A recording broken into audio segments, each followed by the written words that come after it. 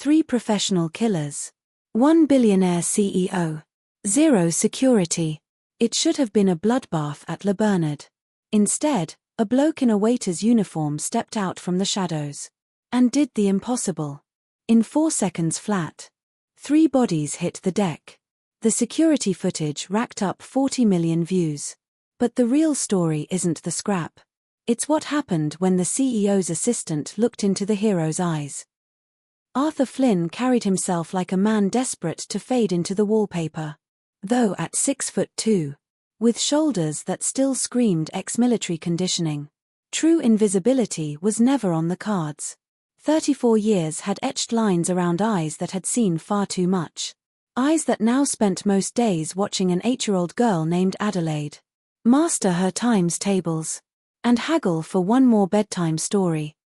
His hands, once used to assembling rifles in pitch black and steadying lines on midnight ops, now wrestled industrial dishwashers and polished silver in the back rooms of Mayfair's poshest restaurant. The jump from SBS special boat service to single dad hadn't been gradual. It hadn't been chosen. It was ripped from him the day cancer took Catherine from their little flat, leaving him with a daughter who had her mum's golden hair and his own stubborn chin. He worked nights when Adelaide stayed with Mrs. Patel next door, an arrangement that let him walk her to school every morning and help with homework every afternoon. The restaurant job paid enough to keep them in their decent 2-bed flat, far from his old life's chaos, far from questions he never wanted to answer. His supervisor knew him as quiet, reliable Arthur. Never missed a shift. Never moaned about staying late. The waiting staff barely noticed him at all, which was exactly how he liked it. Callista Evelyn moved through the corporate world like a knife through butter. Smooth, precise, leaving hardly a ripple. At 33, she'd mastered being indispensable, while staying mostly invisible. The sort of woman who could kill a billion-pound lawsuit with one phone call. But security guards still sometimes asked for her ID.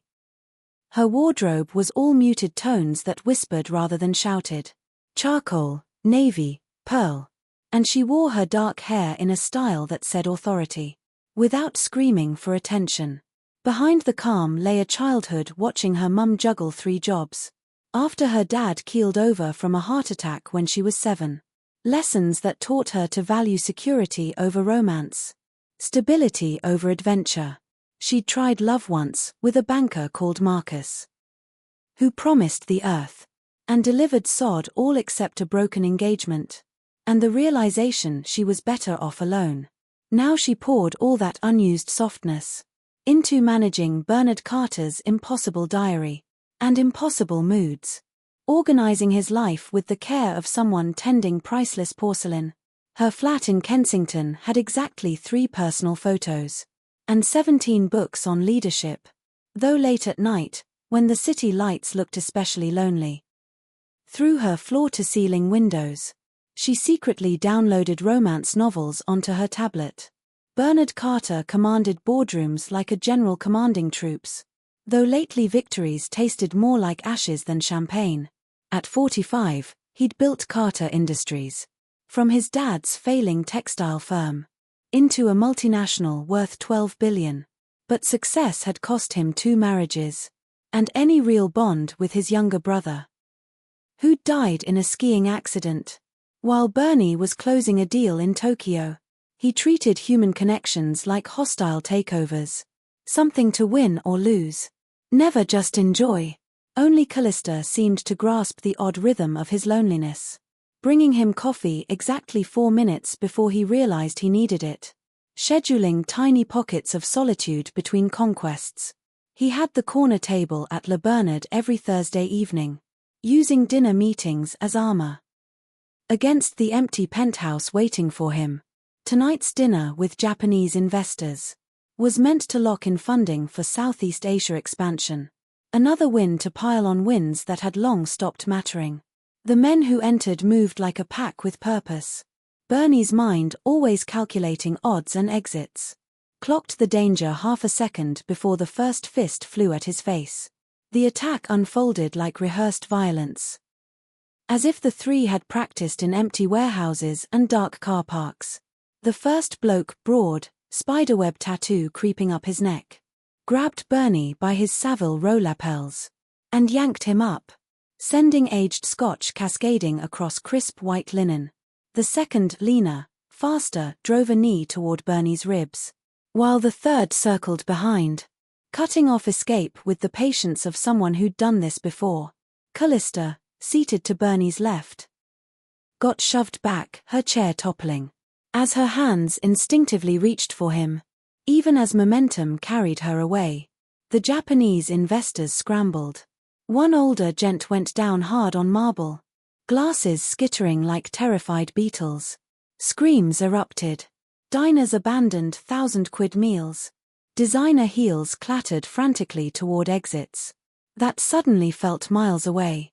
Arthur had been shifting clean glasses at the service station when peripheral movement triggered instincts. 5 years of civvy life hadn't fully buried. His body moved before his brain caught up. Pure muscle memory living in bone and sinew. The first attacker never saw him coming. Arthur's palm strike hit solar plexus. Just enough force to drop without killing. Followed by an elbow to the temple. That guaranteed lights out, no permanent harm. The second turned, threw a wild haymaker. That would have hurt if it had connected with anything but air. Arthur slipped inside, hands finding pressure points with surgical precision. The man crumpled like a puppet with cut strings. The third reached inside his jacket, knife or gun, didn't matter. Arthur swept his legs while controlling the arm. A move drilled 10,000 times in mud, dust, and blood.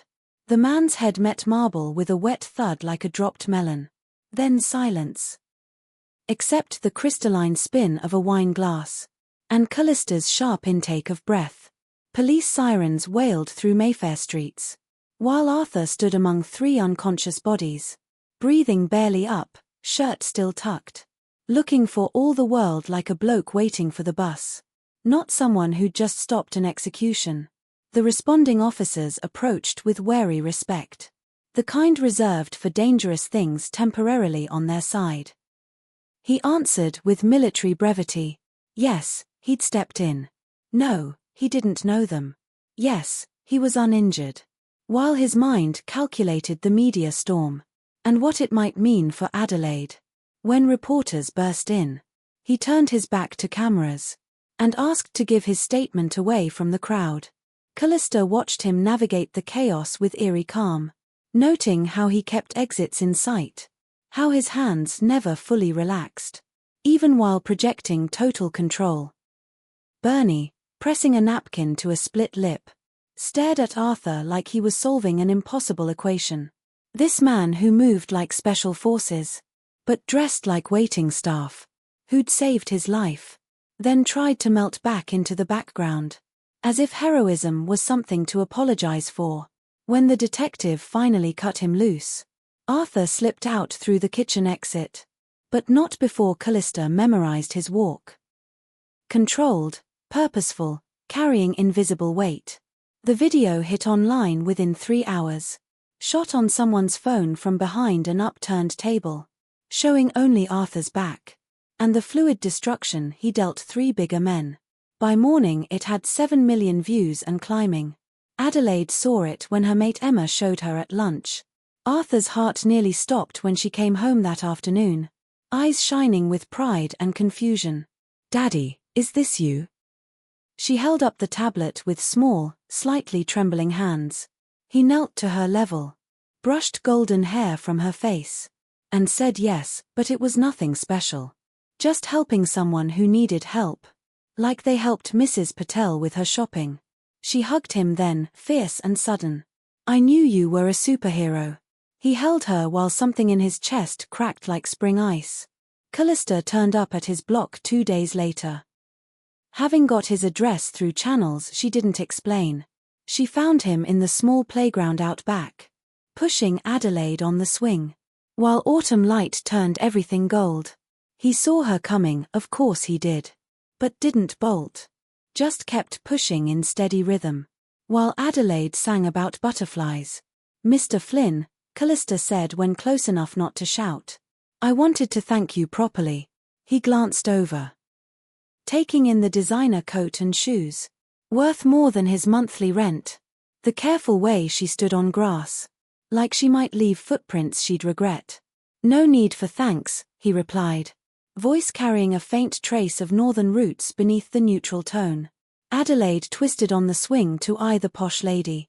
Something in her 8-year-old judgment passed muster. Because she announced, I'm Adelaide and this is my daddy and he's really strong.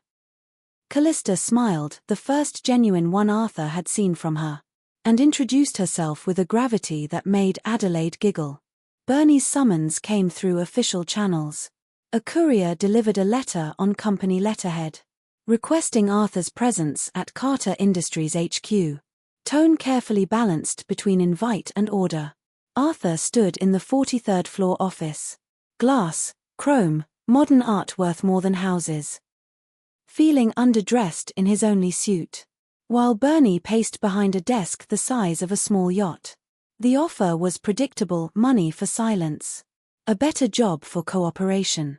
Standard corporate response to awkward heroism. Not interested in your money, Arthur said. Voice flat as the fens. I just want to be left alone. Bernie stopped pacing, genuinely surprised. Someone could turn down 6 figures like loose change. Everyone wants something, Bernie insisted. But Arthur was already heading for the door. My daughter wants her dad home safe every night. That's all I want too.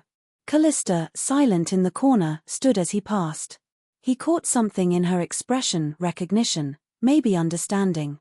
Before he vanished into the lift. Their second meeting was unplanned, at least on Arthur's side. He was shopping for Adelaide's Halloween costume. When Callista appeared in the seasonal aisle, looking hilariously out of place among plastic pumpkins and polyester ghosts. Let me guess, she said, eyeing a princess costume with detached curiosity. Adelaide wants to be a warrior. He almost smiled. Ninja, actually. Says princesses can't do backflips. They wandered the aisles together, debating costume practicality. Arthur found himself relaxing, bit by bit. The way he once had during rare ceasefires. Sharing fags across no man's land. She told him about Bernie's paranoia since the attack. Extra security that made her feel more caged than safe. He found himself telling her fragments about Adelaide's mum. Her laugh, her love of awful reality telly. The courage she showed facing death. That he'd never seen in medal winners. By the car park, something had shifted. An invisible wall worn thin enough to see through. The investigation confirmed what Arthur suspected. Not random thuggery, targeted payback. The 3 had links to a rival Bernie had crushed in a hostile takeover 2 years back. A family firm whose founder topped himself after losing everything. Bernie beefed up security, hired private investigators, turned his life into a fortress. But Arthur knew from experience. Fortresses only work if you never leave them. The second attempt came 3 weeks later. A sniper's round through Bernie's office window. While he was in the loo, saved by basic biology. Shooter vanished. Left a message carved on the roof door, this isn't over. Bernie rang Arthur that night, direct, no lawyers. Voice stripped of corporate Polish. I need your help. Arthur heard what it cost him to admit it. I can pay. Not about money, Arthur cut in. If I do this, it's to end it properly. And you follow my rules, not yours. Arthur's integration into Bernie's security was low-key. Officially a consultant reviewing protocols. Explaining his presence without fanfare. He spotted 17 weak points on day 1. Predictable routes, dodgy staff. Presented findings like reading a shopping list. But Callista became his unexpected ally. Giving insights into Bernie's stubborn habits. And the corporate snake pit that bred vendettas. They spent hours in secure meeting rooms. Mapping threats and counters. Arthur discovered she had a tactical brain. That would have shone in intelligence. She learned to read his micro-expressions. Tiny flickers between concern and catastrophe. He learned she hummed Motown when stressed. and kept emergency chocolate in her bottom drawer. Adelaide, with a child's radar, started asking when the pretty lady would visit again. Arthur found himself short of good answers. The third attack was thwarted only because Arthur insisted on randomizing Bernie's schedule. Different cars, different times, doubling back, swapping vehicles. They caught 2 blokes planting devices in the underground car park. Professionals who said nothing in questioning, but whose kit screamed military training. Arthur recognized the escalation. It would continue until someone ended it for good. He pulled Bernie aside after the arrests, speaking with the quiet intensity that made generals listen. They won't stop. Each cock-up makes them more desperate, more dangerous. Next time they might go after people you care about. Bernie's eyes flicked to where Callista coordinated with the feds. Arthur saw what Bernie would never admit. She was his soft spot. The one loss that would actually break him. "What do you suggest?" Bernie asked, though his tone said he already knew. "We make them come to us. On our terms. Our ground. End it all at once." The trap needed careful setup. A supposedly secret board meeting at Bernie's estate in West Sussex. Info leaked through known compromised channels. Security visible but not suspiciously light. Arthur parked Adelaide with Mrs. Patel's sister in Surrey, well clear of danger, telling her he had important work. Just one night away. She hugged him goodbye with the solemnity of a child, who sensed this was different. The estate sprawled across 40 acres. A monument to success that felt more museum than home. Callista arrived early evening, insisting on being there despite Arthur's protests. "If something happens to Bernie, I need to be here," she said. Finality that ended debate. They waited in Bernie's study, lined with unread first editions and meaningless awards. Arthur monitored approaches via cameras he'd installed himself. Bernie paced, unused to being bait. Callista sat perfectly still, white knuckles on her phone belying calm. They came at 2 in the morning. Not 3 this time, 7. Moving across grounds with professional coordination. Arthur watched on monitors, recognizing military patterns, hand signals from shared training. The leader was new, scarred, dead-eyed Silas. Ex-security contractor sacked from Bernie's firm for flogging secrets. This wasn't just revenge anymore. Personal vendetta wrapped in pro-execution. Arthur triggered protocols sealing zones, leaving others open, funneling them toward the East Wing, where he'd set his welcome. He handed Callista a secure phone, met her eyes with intensity that caught her breath. "Stay with Bernie. Lock the safe room. Don't open for anyone except me. And only after my code word." She nodded, then impulsively, so quick he nearly missed it, touched his hand. "Be careful," she whispered. He allowed one moment to squeeze her fingers, before stepping into the dark where violence waited. The first 2 never saw him, dropped by precise strikes from unchecked shadows. The third managed a muffled shout, before Arthur's arm locked his throat. Blood choke, unconscious in seconds, no lasting harm. But Silas heard.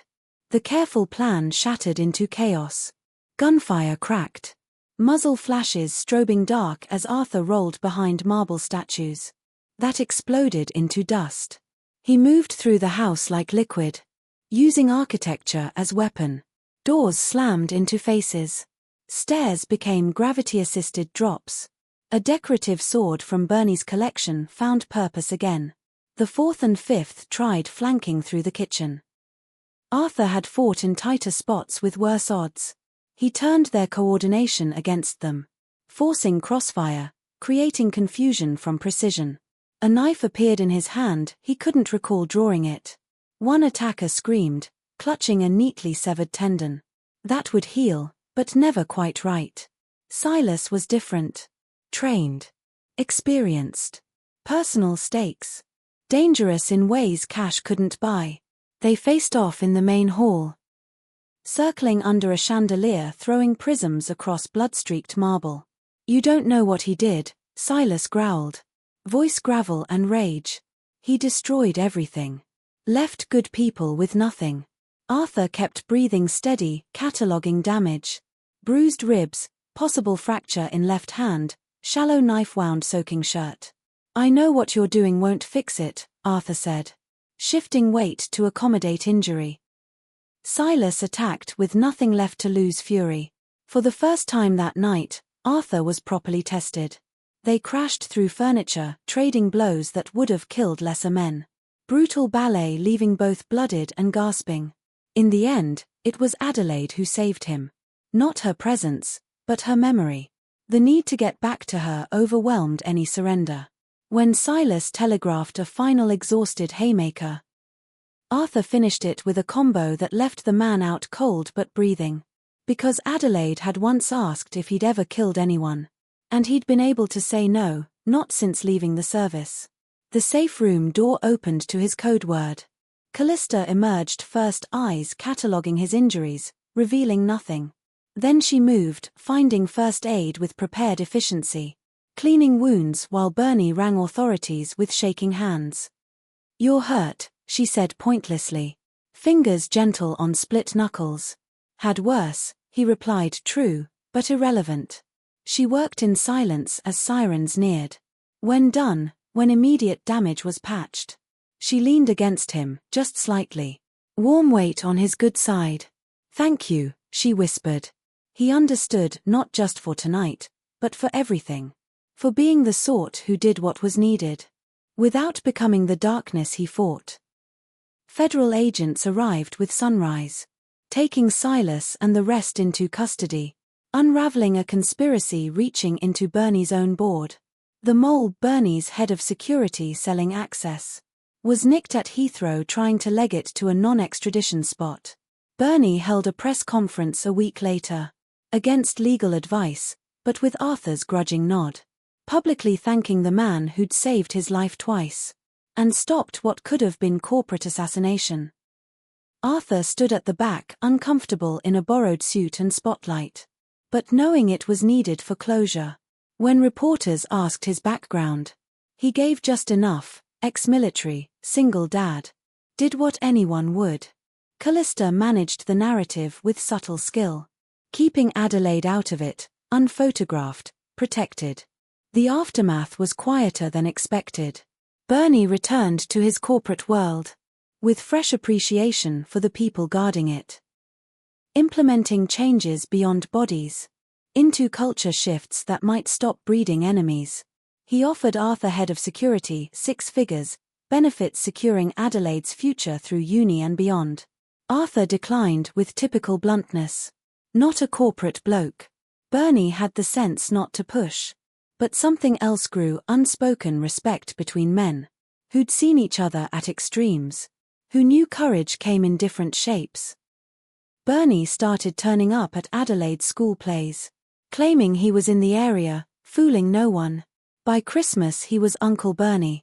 The lonely exec finding something like family. In a kitchen smelling of homework and home cooking. Rather than boardroom dinners and calculated chat. Callista's place in their lives grew naturally. Starting with coffee after parent-teacher evenings. Moving to Saturday museum trips. Where she surprised everyone with dinosaur and Egypt knowledge. She never pushed, just existed in their orbit. With patient pull. Until her absence felt louder than presence. Adelaide appointed herself matchmaker. With 8-year-old subtlety, i.e. none. Suddenly needing help with subjects requiring bookshop visits. Urgent need for feminine perspective on projects. Arthur watched his daughter bloom under female attention. Mimicking Callista's graceful gestures, thoughtful pauses. Felt something frozen since Catherine's death. Begin its slow, aching thaw. The first dinner invite came from Adelaide. Delivered with diplomatic seriousness. Miss Callista, would you like dinner with us? Daddy's doing spaghetti, he only burns the garlic sometimes. Callista's eyes met Arthur's across the playground. He nodded once, surrendering to inevitable childhood scheming. She arrived with homemade brownies. And a bottle of wine worth more than their whole meal. But she sat at their small table like she belonged. Helping Adelaide with maths. While Arthur cooked. filling a space empty so long they'd forgotten its shape. After Adelaide crashed on the sofa, oversugared and overexcited, they sat on the fire escape, watching South London pretend to be glamorous, sharing wine and comfortable quiet. "She misses having a mum," Arthur said eventually, not looking at her, but feeling her attention like warmth. "Doesn't remember Catherine much.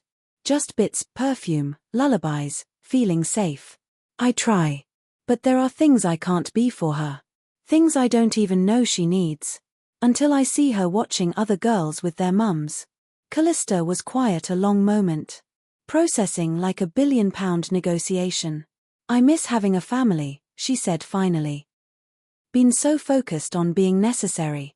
I forgot about being wanted. Bernie needs me to function. But Adelaide, she just wants me around. There's a difference." Arthur turned then, seeing past professional polish, to raw truth underneath, and made a choice that would have seemed mad weeks earlier. "We want you around," he said simply. "Both of us." It progressed slowly, carefully. Two bruised people learning to trust. Not just each other. But the idea happiness could arrive without strings or sell-by date. Callista kept her flat, but gradually migrated bits: toothbrush, work clothes, cozy pajamas for movie nights Adelaide demanded. Arthur learned her coffee order, her morning grumpiness, how she hummed when happy, went quiet when stressed. She learned his nightmares, the ones where he couldn't save everyone, and how to pull him back without making him feel weak. Adelaide soaked it up with kid adaptability, turning toward Callista like a plant to sun. Natural and necessary. The three developed rhythms. Sunday breakfasts stretching to lunch. Homework turning into life lessons. Bedtime stories needing all three voices for drama. Bernie watched with quiet satisfaction, finding second-hand warmth in their growing family. Like a cold man near a fire, he started skipping dinner meetings for Adelaide's birthday DOS. Board conferences for school plays, where his goddaughter Adelaide's Decree performed with more enthusiasm than skill. The corporate titan who'd built empires on isolation discovered power mattered less than Adelaide's hand in his during scary film bits, than Callista's real smile when he remembered her mum's birthday, than Arthur's rare nod of approval. He was still alone in his penthouse most nights. Still wedded to work demanding everything and returning numbers. But now he had somewhere to go when silence grew too heavy. People who welcomed him with no agenda. 6 months after that violent night, they gathered for Adelaide's 9th birthday. Small do somehow including Bernie, Mrs. Patel, school friends, and a cake Arthur swore he'd made, he hadn't. Callista wore jeans, first time Arthur remembered. Professional armor swapped for softer edges. She helped Adelaide open presents with patience that knew wrapping was half the joy. Arthur snapped photos with an ancient camera. Bernie kept threatening to upgrade. When Adelaide blew out candles, her wish rang out loud enough for all. "I wish we could always be like this." Adults exchanged glances over her head. Silent vows to try. Later, after sugar-crashed kids were collected, Bernie left with suspiciously shiny eyes and 3 slices of leftover cake. The three sat in tired contentment. Adelaide sprawled across both laps, fighting sleep with stubborn grit. "Tell me the story," she mumbled, voice thick with dreams. Arthur started the familiar tale. How he met Callista, edited for young ears. Turned fairy tale where the sad knight saved the kingdom, and found the clever princess who taught him to smile again. Halfway through Callista took over, adding bits Arthur hadn't realized she'd noticed. How the knight had been saving everyone long before the dragon. How he made sure everyone got home safe every night. How his strength lived in his heart, not his sword. Adelaide slept before the end. But they finished anyway. For themselves. For the truth between lines. Arthur carried Adelaide to bed. Callista tidied domestic dance they'd developed wordlessly. When he returned she stood by the window, watching city lights, looking like she'd always belonged. "I love you," she said without turning. Simple. Devastating. "Both of you." Didn't mean to. Didn't plan it. But somewhere between dinosaur museums and burnt garlic. It happened anyway. Arthur crossed in 3 strides. Turned her to face him. Saw his own scared hope mirrored. Catherine would have liked you, he said, his own declaration. She'd have said you were too good for me. Too smart, too everything. And she'd have been right. But she'd also have told me to stop being a prat. And kiss you already. So he did. There in his small kitchen, dishes in sink. Adelaide's drawings on fridge. Kissing like a man who'd forgotten happiness was allowed. Remembering it all at once. When they parted, both breathing ragged. She smiled with radiance that changed her face. So what now? She asked. He pulled her close. Feeling her heartbeat steady against his. Now we do what Adelaide wished for, he said. We stay like this. Always. The wedding was small, just as they wanted. Adelaide as flower girl, ring bearer, and chief bridesmaid all in one. Bernie giving Callista away, tears blamed on hay fever. Mrs. Patel sobbing openly in front row. They said vows in Kew Gardens. Where Adelaide first deemed Callista acceptable. Promises acknowledging past while embracing future. Arthur spoke of light in unexpected places. Second chances feeling like first choices. Callista spoke of home being people, not places. Love being homework help, burnt dinners. Someone making you safe enough to be yourself. Adelaide interrupted the kiss to declare officially. She finally had a mum. Small crowd erupted in laughter like blessing. Reception in Bernie's garden. His gift, paying for everything despite protests. As Arthur watched wife and daughter dancing badly. To music probably too loud for neighbors. He felt Catherine's absence like gentle approval. Permission to be happy without guilt. They moved to a bigger flat in the same block. Adelaide insisting Mrs. Patel was family, and family stayed close. Arthur took a job teaching self-defense at the local community center. Finding purpose in teaching others violence wasn't the only answer. Callista cut hours with Bernie, who somehow acquired 3 more assistants. Focusing on consulting that let her be home for after-school snacks and stories. Life wasn't perfect. Arthur still had nightmares. Callista still wrestled work-life balance. Adelaide still asked about her first mum questions without easy answers. But it was theirs, built on choice, not chance. Strength, not fear. Bernie stayed their constant moon. Uncle-granddad friend turning up for Sunday roasts and science fairs. Teaching Adelaide business while she taught him joy. He never found his own romance. But he found family in their kitchen. Purpose in their milestones. Peace in being needed for more than cash or clout. Years rolled by in ordinary magic, birthdays, holidays. Rose and makeups, small wins and losses that make a life. Adelaide grew tall and fierce. Arthur's strength, Callista's brains. Catherine's kindness living on in gestures she never knew she inherited. She played netball with her dad's intensity. Debated with her mum's precision. Becoming herself while carrying bits of everyone who loved her. Arthur learned to sleep full nights. Trust happiness wasn't fragile truce, but lasting peace. Callista discovered being needed and being loved were separate. She could have both. She was enough as is. They built traditions, pancakes Saturdays, films Fridays. Their becoming family story told and retold. Until it became legend, truth wrapped in love, polished by time. On Adelaide's 18th. As she prepped to head off for engineering at uni. Because she wanted to build things that helped people. They stood in Kew Gardens again. Watching her snap photos with friends turned family. Boyfriends properly terrified by Arthur. Teachers charmed by Callista. Bernie there grayer, still formidable. Telling anyone who'd listen about his goddaughter's achievements. Mrs. Patel brought enough food for an army. Convinced everyone was too skinny. Party swirled, but Arthur and Callista stepped aside a moment. His arm round her waist. Her head on his shoulder. Watching their girl laugh with never doubted love. We did good, Callista said softly. Arthur kissed her temple, breathing in familiar shampoo, comfort of her near.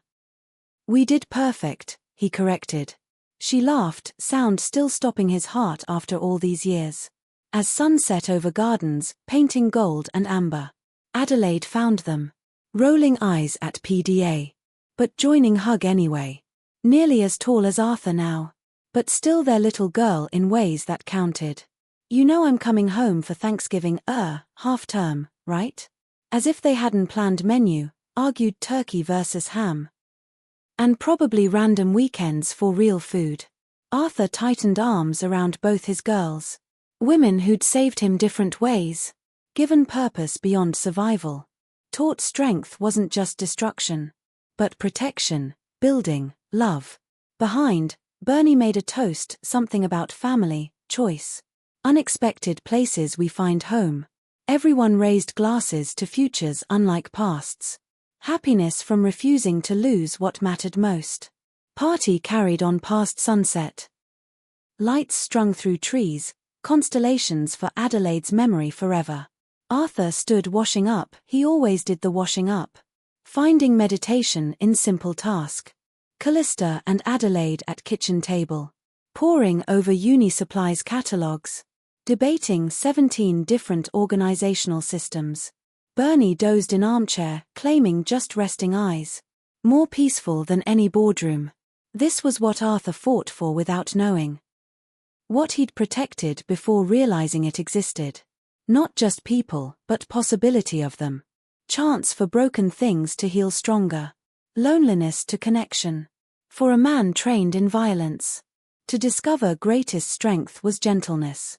Greatest victory, surrender to love. Outside, London hummed its endless song. Indifferent to their small happiness. But inside their flat. In the circle of light holding them. They were complete. They were family.